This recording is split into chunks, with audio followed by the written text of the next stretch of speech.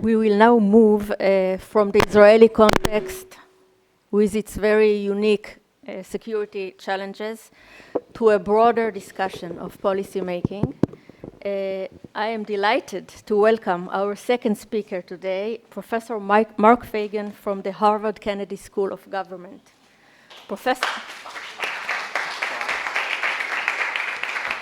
Professor Fagan is a leading expert on the role of regulation in competitive markets. His work spans a broad range of topics, including policy design, public service delivery, strategy and cross-boundary collaboration, lobbying, and supply chain management. He brings a rich combination of academic insight and real-world experience to these issues. At Harvard University's Taubman Center for State and Local Government, Professor Fagan has led the Autonomous Vehicles Policy Initiative, a groundbreaking effort examining the regulatory and policy implications of self-driving technologies. In addition to his academic achievements, Professor Fagan has spent over 30 years advising public and private sector leaders on strategic challenges.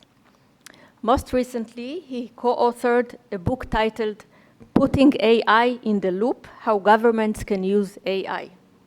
And today, he will speak to us on a very timely topic, AI, society, and the role of policymaking and leadership.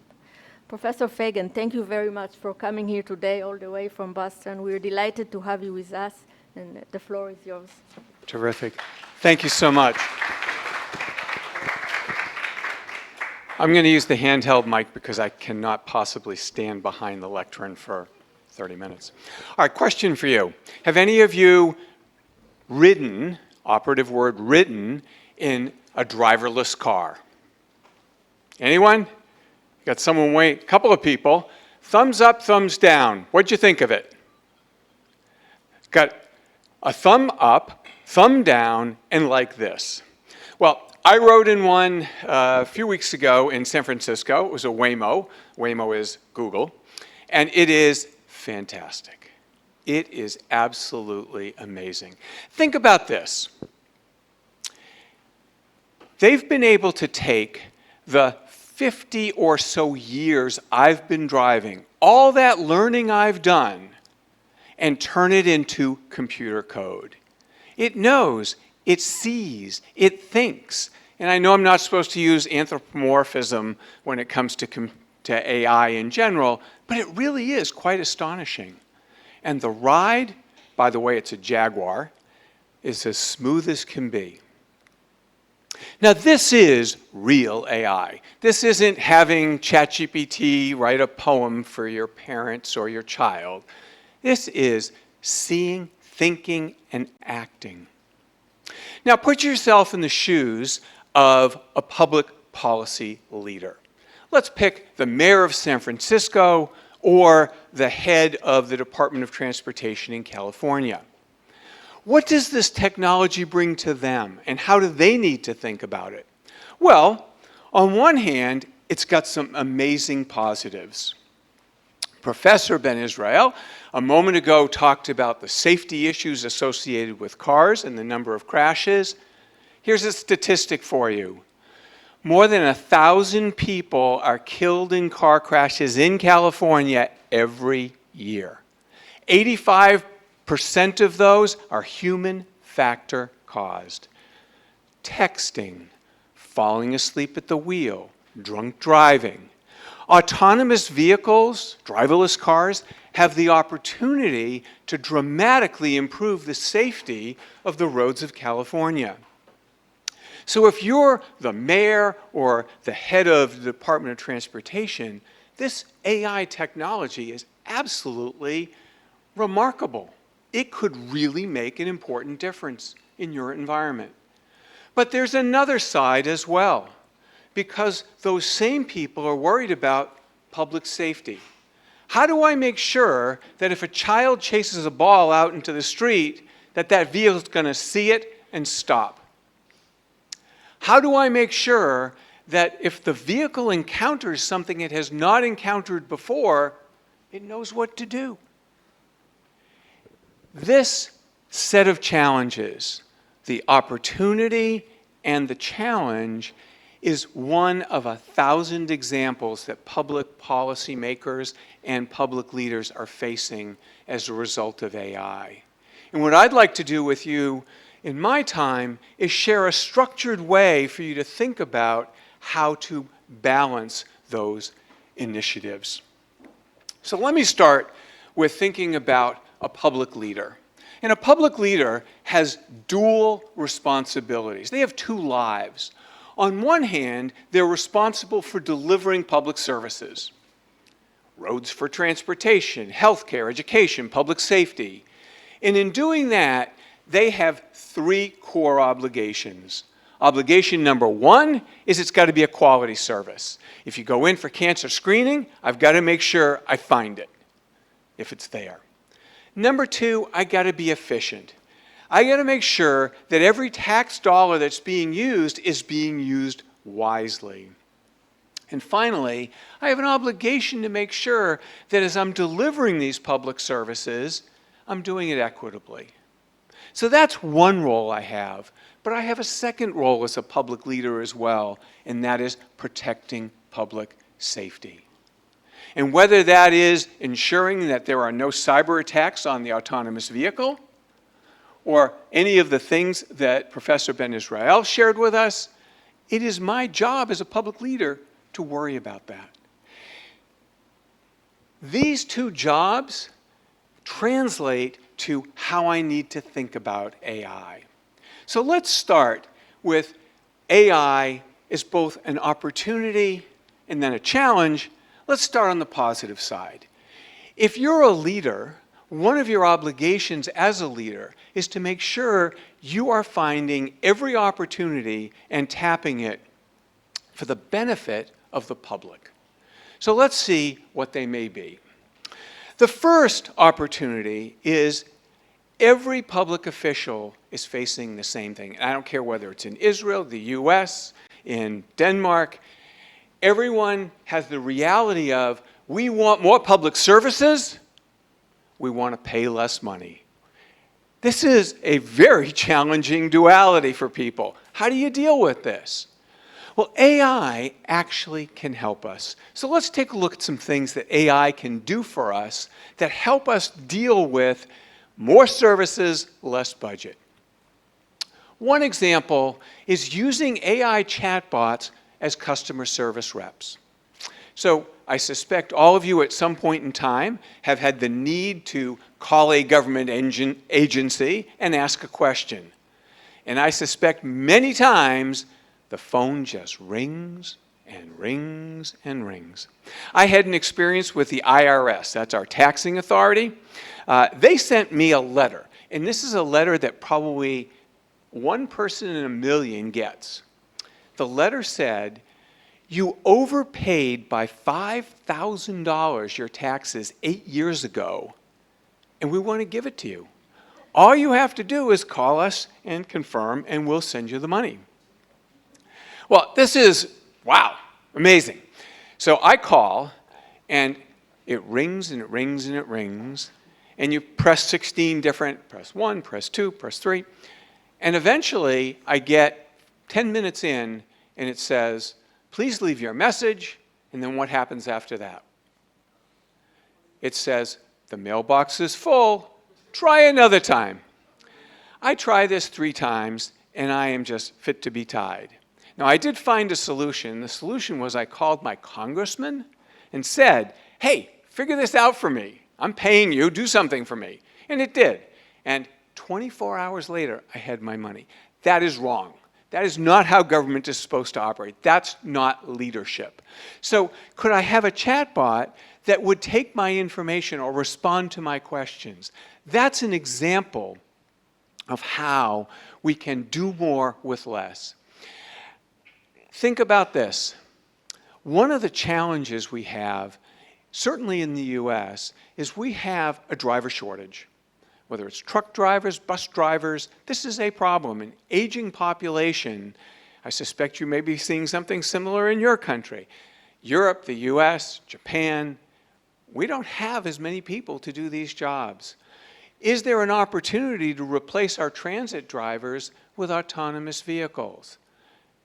Wow, that could be a very effective tool. Another is enhancing document review, reducing staffing time. I'm going to share with you a specific example in a few minutes of an organization that's responsible for determining if you're out of work, are you entitled to workman's compensation? Okay? This is a complex issue. People sit there and study and do research to answer the question for every one of the thousands of people who apply. Can I have a computer do that? That LLM that you just asked about, that's a really effective tool. Can we use drones to look at infrastructure and inspect infrastructure? These are all interesting, real AI applications that are ready and on the shelf today that can help us do more with less. A second opportunity is faster, more convenient service. The example I gave with the IRS is one of many, but think about this. Forget the government for the moment. Think about an interaction you've had with an online retailer. Okay? So, if you reach out to them and you get an immediate response, how do you feel versus you reach out and you just don't get a response, or the response you get isn't sufficient? I'll go out on a limb and say, if you get a lousy response, you're probably not going to find yourself willing to use that organization again. We, as government leaders, have a different position. We are monopolists. You do not have a choice if you want to drive in Israel about, where can I go to get a license other than the government? You've got no alternative. I am a monopolist. For those of you who study economics, you know monopolists is not necessarily the best outcome. We inhibit innovation. We're generally more costly. So how do we grapple with that? Well, the problem is, if you're a monopolist, you don't have the same incentive to be responsive to that customer that Amazon has. So if that's a challenge that we face in the government, where is AI in this? How can AI help us? Again, think about chatbots.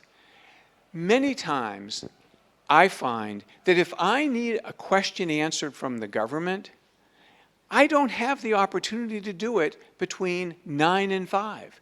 And that's when the offices are open. I want to do it 8 o'clock at night, or maybe 6 in the morning when I have some free time. I'm not going to get a person, but I could get a chatbot who could be readily available to me to answer my questions. What if AI can help for benefits eligibility and enrollment to accelerate it? Get me faster into the healthcare system so I can get my services. What if AI is enhancing emergency responses? You dial, is it 100 here, the emergency number? Okay, you dial 100. Someone or some computer program is determining how that dispatch takes place. But here's the problem. If it were just 1 or 2 at a time, it's easy. Okay, you, hop on the vehicle, go see this person. They've got a healthcare issue. You think someone's breaking into your house, go deal with that. But there's many, many. And so you got to think about this comprehensively. It is a real scheduling challenge. AI offers a much better opportunity than traditional putting it on a pencil and paper or a spreadsheet model. It can be very powerful in that. Permitting smart licensing to reduce times and paperwork. I suspect, I'm looking at the crowd, I suspect none of you have tried to open a business in Israel. You did. It was not very fun. Give me a little elaboration on that. Stand up for a second, nice and loud. What made it not fun? It was a complex bureaucracy. Complex bureaucracy. Keep going. And when it failed, because most businesses, small businesses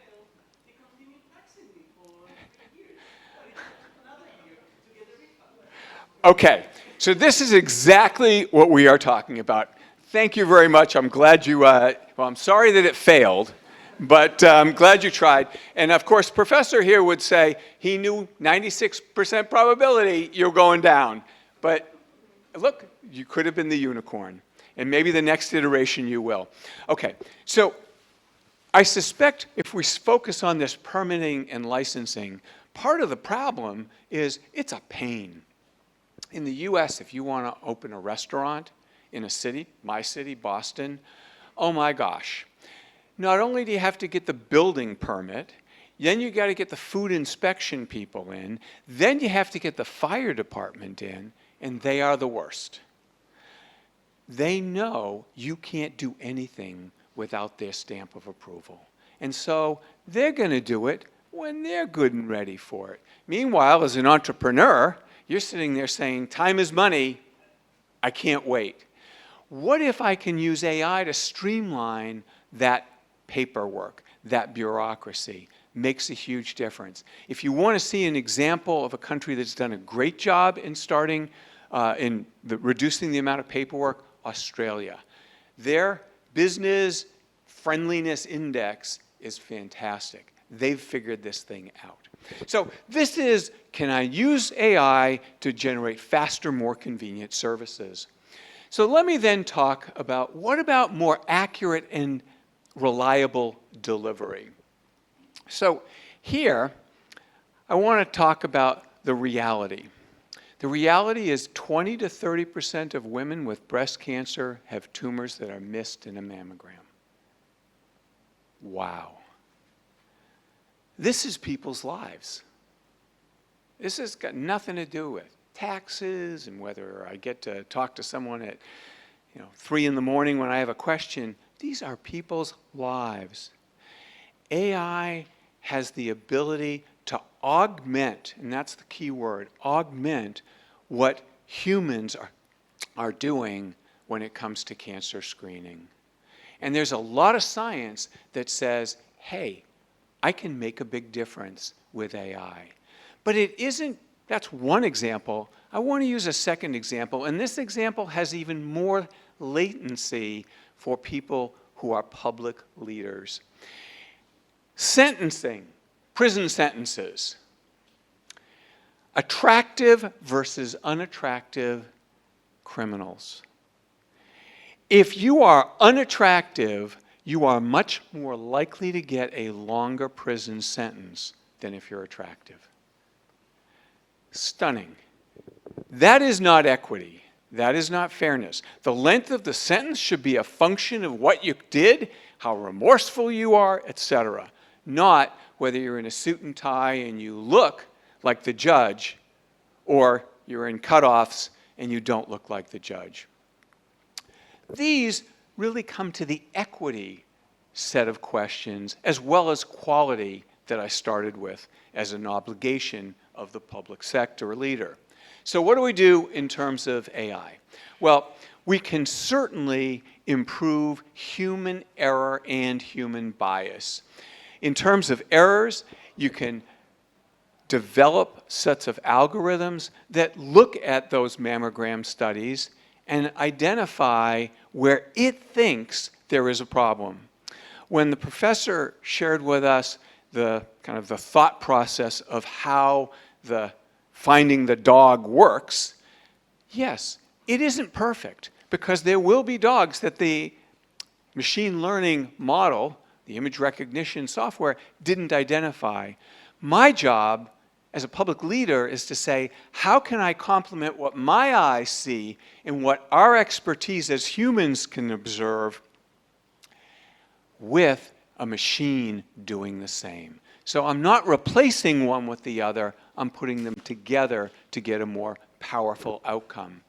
I can also think about standardization of complex decisions, so I reduce the amount of variation, and I can improve the data accuracy and integrity by cleaning the data. One of the real challenges with autonomous vehicles is the data. Okay? It's constantly bringing in new data. Every piece of information helps it think better. It's identical to how you have learned how to drive. Every experience you've had driving informs you for the next experience. So think about the last time it was something unexpected happened and you had to deal with it as a driver. Got an example for me? Someone? Go, in the back, white shirt.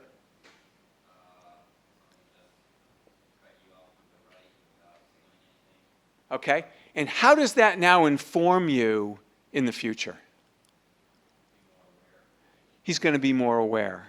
Okay, AI is doing the exact same thing. And that awareness may be awareness around where there's a tumor. The AI may be awareness around driving in an autonomous vehicle, or that awareness may come from simply helping eliminate human bias in decision making. A fourth opportunity is more equitable service delivery. This happens to be in racial disparities. This is US data looking at COVID deaths. You look at that data and it's hard not to say there's some kind of disparity going on. Don't know what it is, but something's going on. And so AI, again, has a number of response strategies. Increasing access through multilingual interfaces.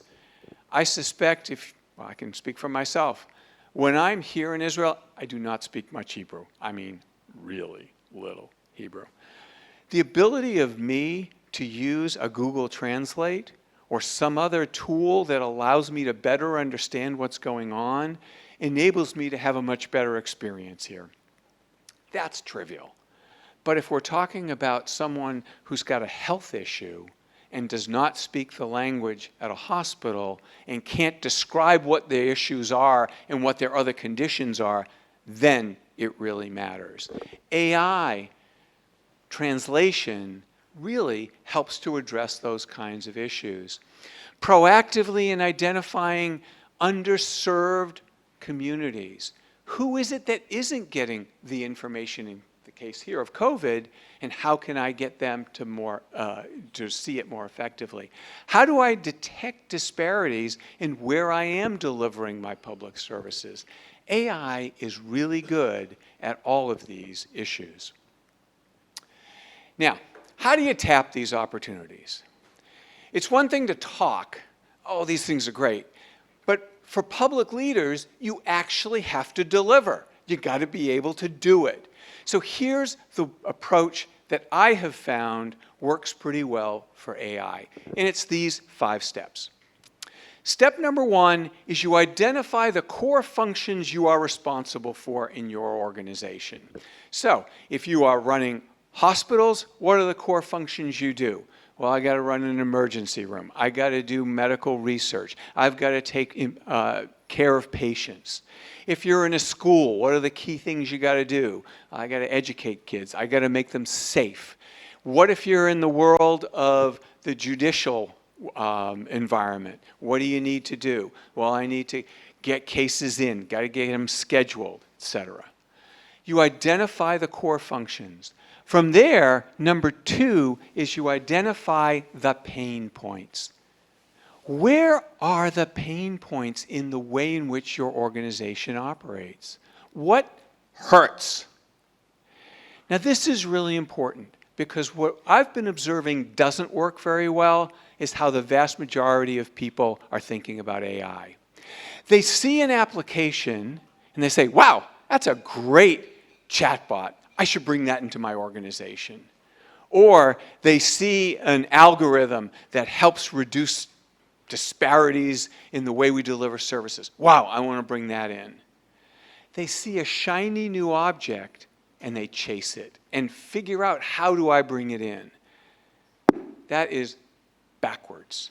What you really want to do is you want to find where are the problems you're grappling with and then ask the question, is AI, in step 3, a solution to that? And not just a solution, the best solution. I can't just say, okay, AI can do it. If something else can do it better, I want that something else. Step 4 is then figuring out what are the costs and benefits. AI is an investment. It is not a freebie. It may be a freebie for you to use ChatGPT to do some research or write a poem, but real AI that's making a difference in the public sector is expensive.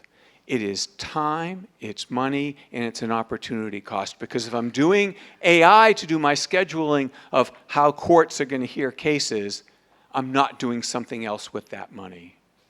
So I've got to do a cost-benefit analysis, and from that, I can then say, here are the examples that I want to put in place. Here are the use cases, and here's the priority I'm going to put them in.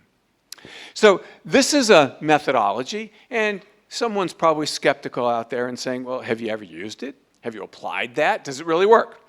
One of my students this past semester for their master's thesis took the methodology and put it to work. And they put it to work for the Massachusetts Department of Employment Security. So these are the people that figure out if you have lost your job, are you entitled to some compensation? Okay, that's the job. So here's what he did. He started out, and I apologize, it's a little small, so I'll just describe it for you. He started out by asking, well, what are the core functions you do here? And he got answers. Well, the first thing we do is we have to deal with the claimants. We have to determine what benefits they have. They have to make sure it's compliant. They have revenue issues. They've got administrative support issues. So they identified what are the core tasks they do. And from there, he ran a workshop. And the workshop was a pain points workshop. He got the managers together and he said, what bothers you? What troubles you? What keeps you up at night? What is the pain? And they took all these pain points. We'll see if this works. Yep. All the pain points for all the different functions, and they mapped them. They mapped them based on impact to the mission of the organization versus the probability or the feasibility of change. Because if there's something that you can't change, it's just not going to happen, I'm not going to spend my time on it. Why bang your head against the wall? But if there are items where it's feasible to change and it has a big impact on my mission, that's the efficient frontier. That's where I'm going to spend my time. Once he knew what the pain points were and had a prioritization, he could then say, well, what are the different solutions? What can I do? AI, non-AI. Now, in his case, I pushed him pretty hard to quantify. And so in his full report, you can see quantification. This was a simplification just for visual purposes. But what he's done is he's gone through and identified, for all these pain points that are important to me, which ones are the AI ones that I need to focus on, and concludes with, here's the roadmap. So here is the complexity rank, here's the level of complexity, and I'm going to start with a chatbot for a reference material. I'm then going to work on real-time contact center guidance, and then go up the scale. To his credit, he said, I now want to run a pilot. I want to test, does this actually work? So he built an AI algorithm that takes the 100-page manual that humans today look at to determine what the eligibility is for unemployment compensation. And he had a group of students, colleagues of his, use the manual to answer the question of eligibility for a number of different examples, and in the AI algorithm. The AI algorithm beat the human in terms of accuracy by about 20%. Now, that's not earth-shattering, but it did it instead of in hours, in seconds. So it was more accurate and more efficient. This is what we're trying to get to. This is how you can think about, as a leader, bringing AI into your organization. So if we step back and we say, okay, so I'm a public leader and I'm looking at AI, your kind of summary here is, if you're a leader, you have an obligation to figure out how you improve the operation. Specifically, it means you got to get smart about AI. You as a leader need to know more than the rest of the organization about what AI is. So that's number one. You got to speak the language and understand it. Comes back to his 10-year-old grandson or granddaughter, I'm not sure, learning about cyber in elementary school. You have to learn AI. That's number one. Number two, as a leader, you got to figure out where are the opportunities. Number three is you got to tap them. And number four is you have to be thoughtful about the return on investment. Every action you take in AI is an investment. Now this takes you from role one. Remember way back 20 minutes ago, I said there was a role one, which is delivering public services. I now need you to remember role two. What was role two? Protection, right? You got to protect us. So let's talk about that in the context of AI. So we've got some real challenges when it comes to AI. So up here, how AI reinforces gender bias and what we can do about it. Okay. Another one, bias in AI amplifies our own biases. I suspect you saw the big to-do when Amazon was hiring based on an AI algorithm. It was hiring identically to what was in the organization, and that excluded women. It excluded people who didn't have specific technical backgrounds, and excluded people who were generally not white. Okay? So this is an issue. As a leader, you actually want to tap everyone. You want to find the best possible resources. So we understand that bias is out there. There are some very specific actions you can take to mitigate that bias. Number one, you have to have diverse and representative data. You need to know, oh, gee, let me look at the data set I'm using and what representative groups are not here. And how can I build in a set of data to make that happen? Number two, bias-aware data labeling. You heard earlier, we label data. Okay, this image is a dog. This image is a cat.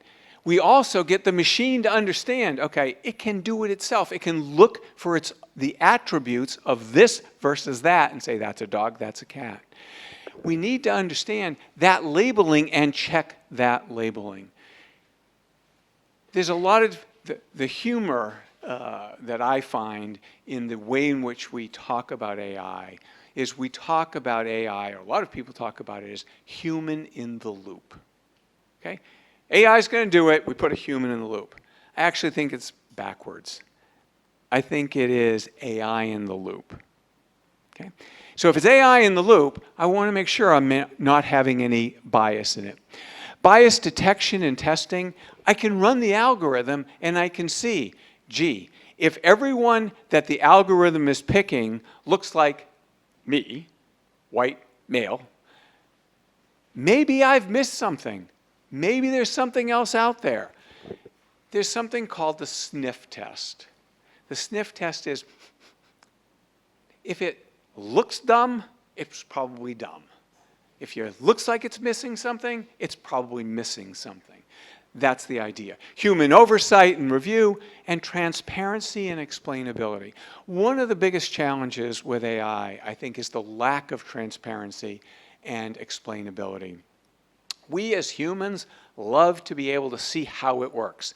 The example that Professor Ben Israel gave us in response to your question about hard copy versus soft copy is he said, Earth moving around the sun, sun moving around the earth. Okay? We like to be able to see things that are tangible and explain them in our logic mind. You shared with us the idea of you have to have a different mindset. If you're doing AI, you need a different mindset. You are not going to be able to see the mechanism that enables it to work. I can look at a car and I can understand how the wheels turn. I can watch what happens. AI is much more challenging, but you can still have a different form of transparency and explainability, on the mechanisms, even if you can't see them happen. So that's the idea of bias. Number 2 is hallucinations. Whoever came up with the term hallucination is a brilliant marketer for AI. Instead of saying dumb mistakes, you put a very fancy title on it. It hallucinates. Well, it didn't hallucinate. It did exactly what our person in one of the questions asked earlier. All it is doing is looking at what is the, if it's a large language model, is looking at what is the probability, the highest probability word that follows next in the sentence. That's not hallucinating. That is simply providing an answer to an algorithm approach to life, which is, I need some milk, so I'm going to the supermarket, store, market, okay? But it could also have been refrigerator, okay? Now, the way in which that algorithm made the decision to fill that in was the vast majority of what you said, the store. The fact that I was actually looking to go to the refrigerator is not a hallucination, it's a probability issue. So understanding the idea of hallucinations is important. This is in the US. We're not quite as litigious as Israel. By the way, in Israel, you have the largest per capita number of lawyers than anywhere in the world. And you actually, per capita, and maybe even not per capita, have more lawsuits than almost anyone in the world. But in the US, we do pretty well. So a lawyer was putting a brief together for a case and clearly used ChatGPT. And what ChatGPT does is it simply creates the next probabilistic word in a sentence. So it creates citations of cases. The citations were fake. So the judge gets it, and he's reading the brief, and he's pretty knowledgeable, and he says, these are cases I've never heard of before. What's going on here? So he brings the lawyer in and says, I'm not familiar with these cases. I need more elaboration on them. What do you think the guy does? Goes back to ChatGPT and says, give me more information about these. Ended up, he got fined. He was not debarred, probably should have been. This is stupidity. But understanding the idea of hallucination, it may be that I need to go to the refrigerator for the milk, not to the store. So what are we going to do? Well, there are some technical approaches, and here it's LLM plus search. If you notice carefully, and I suspect no one did, on the title slide of my presentation, there was something interesting. Anyone observe anything at the very bottom of the slide I used? Go. Oh, you guys are brilliant. I love it. It was assisted by AI. I'll tell you, right now, I don't do anything without AI. I find that it helps me structure what I'm doing, to think about it, but I do have a process, and my process is I do it myself first, then I ask AI, and then I go verify. And the verification is I start with an LLM, it tells me some information, and then I immediately go and I check through other sources, is it real or not? To give you a sense of how real this can be,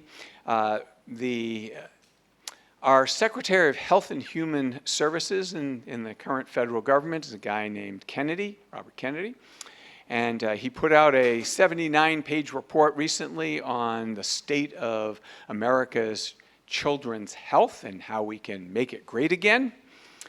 And it's got filled with citations from medical journals. And some reporter said, let me take a look at some of these citations. And turns out that at least one of the citations she couldn't find. And so she called the lead author who was written on this. Turns out the lead author says, I don't study that topic, and I've never heard of the other co-authors. So don't know exactly what happened, but take my advice. Trust, but verify. You can use the LLM, but you better make sure you're verifying. We can also think about guardrails and verifiability.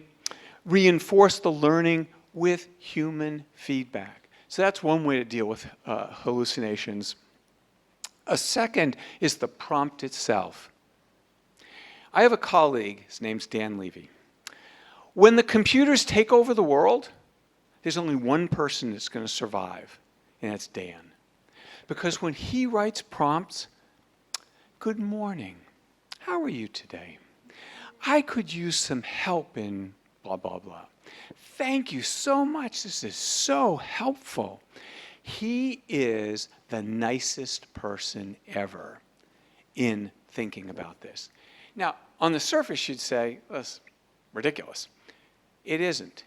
There have been studies looking at how you prompt the LLM and how fulsome you are, polite you are, actually improves the outcomes. I don't care about that. What I do care about is the idea of using the prompts to get me a better understanding of the quality of the outcome. Things like, only if you're certain, provide this to me. Or my phrase, when in doubt, chicken out. If you're not sure, I don't want to know about it. The prompt itself makes a big difference. And then, of course, validation and verification. You want to do some post-process, and you got to make sure a human is actually looking at it. So that's a second challenge, the hallucinations. Third is privacy and security. That's an autonomous vehicle up there. By the way, amazing technology. So you've got LiDAR, you've got radar, you've got video cameras, and you have a computer here that is absolutely stunning. Unlike most things you do where the computing actually takes place in the cloud, in an autonomous vehicle, it is what's referred to as computing at the edge. It is in the car itself. Why? Why do I need to have it? Go. Say it? Latency. I don't have time for it to get up there and get back down. I need it instantaneously. Just like when you drive the car. You make instantaneous decisions. Okay, so what's interesting about this, though, is the autonomous vehicle is actually gathering a lot of information. And if you think about it, you can segment it. There's vehicle information and non-vehicle information. And there's human information and non-human. And so we've got a 2x2 matrix. The non-human vehicles, this is about how many kilometers per hour are being used. This is about what my battery charge is. This is around how the engine is performing. And here, there's not a big issue. I don't think any of us care about that. The second group is over here, and it is non-human, non-vehicle. So in the presentation that the professor gave, he talked about 4 initiatives. One of them was transportation. Remember, he had transportation up there. Well, in transportation, he talked about congestion reduction. So we in Boston have collaborating with Google to do an optimization of our light sequencing, our traffic light sequencing, to reduce the congestion you just talked about. It's an AI algorithm. Very impressive. I care about that. I can use an autonomous vehicle to help me have better real-time data about what's happening, where there's congestion, where there isn't. We in the US have an issue with potholes. Potholes are where the pavement just kind of goes away and you bounce up and down. The roads in Tel Aviv, of course, are perfect, no issues. Well, if you're responsible for the streets and you're trying to find where are the problems, an autonomous vehicle can tell you that instantaneously, easy. So here, again, from a privacy perspective, not a big deal. What about you, the human in the vehicle? So if you take this autonomous vehicle, it knows your origin, your destination, time of day, 2 minutes, okay, I'm gonna get there. Knows all those kinds of things about you. How do you feel about that?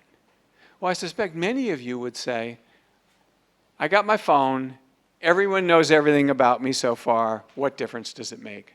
Well, if I tell you it has an inward-facing camera looking at you during the ride, maybe you feel a little bit different. That one we can work on. I just want to highlight for you over here, though, this is the one that really matters. So this is human data, non-vehicle. The vehicle, as it goes up and down the street, is recording real-time video. I can take that real-time video, bounce it against image recognition, and I know that you were in that cafe at this time with her drinking what? There's some privacy issues. So we've got some interesting issues on that. We've got some mitigation strategies that we've developed for how you deal with that. But the point is, you need to be thinking about it.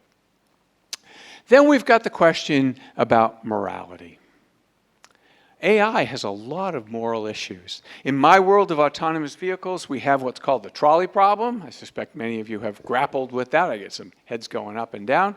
The vehicle's traveling down the road. Do I hit the elderly man, or do I hit the kid with the baby carriage? Do I hit the person in the road, or do I veer the car into a tree and kill the passenger? Those are the kinds of moral questions we have to have. Here is some interesting things. We've got some frameworks we can work with. So the first one is the EU Artificial Intelligence Act, and this is a risk-based system. It's a starting point. What it does is it says there are some things that are so disconcerting that they're prohibited. Social scoring, mass surveillance, manipulation of behavior causing harms. These are prohibited. And then you get to things where we've got conformity, we've got transparency, and a bunch of stuff we don't care about. So it's a risk-based way of thinking about how we're going to make these moral decisions. Another model is over here. You take the use cases, you think about the goals, the complexity, the access, and hidden variables, and it dictates what I'm going to do. This is a thorny issue. Here I love these, I don't have great answers. But there's one that's really intriguing. It is MIT's moral machine. They've decided to crowdsource moral decision making. So you can go here, it's www.moralmachine.net at MIT, and it will give you a scenario and ask you, what would you do? It takes your response, plus literally tens of millions of responses at this point, and tries to identify norms. I'll close by saying, how do you feel about that? All right. As we summarize, come back to this idea of leadership. If you're a leader and you're dealing with AI, your obligation is A, be smart. That's the number one thing. You've got to be educated about this. Number two, you've got to identify the opportunities and have a structured way to tap them. And number three is you have to be thoughtful about the risks. There's no free lunches, so when you're doing AI, understand that. So with that, thank you very much.